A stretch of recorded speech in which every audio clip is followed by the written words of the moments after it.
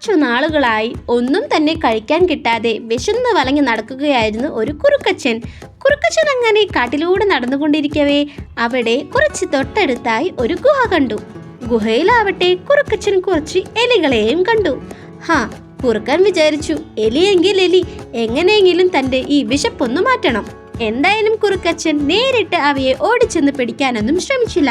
പകരം കുറുക്കൻ ഒരു വിദ്യ ഉപയോഗിച്ചു. കുറുക്കച്ചൻ ആ ഗുഹയുടെ മുന്നിൽ സന്യാസം എന്ന വ്യാജേന ആ ഗുഹയുടെ മുന്നിൽ ഇരിപ്പുറപ്പിച്ചു. എലികളാവട്ടെ ഓരോ ദിവസവും കുറുക്കച്ചനിൽ നിന്നും ഉപദേശം സ്വീകരിക്കാനായി കുറുക്കച്ചന്റെ മുമ്പിൽ പോയിക്കൊണ്ടിരുന്നു. എന്നാൽ പതിയെ പതിയെ എലികളുടെ എണ്ണം കുറഞ്ഞു വരുന്നതായി അതിലെ ബുദ്ധിമാനായ ഒരു എലി ശ്രദ്ധിച്ചു. അങ്ങനെ ഒരു ദിവസം കുറുക്കച്ചന്റെ ഉപദേശം കേൾക്കാൻ പോകവേ എല്ലാ എലികളും ഉപദേശത്തിന് ശേഷം തിരിച്ചു പോയി തിരിഞ്ഞു നോക്കിയപ്പോഴതാ കുറുക്കച്ചൻ ഒരു എലിയെ പിടിക്കാൻ ശ്രമിക്കുന്നു.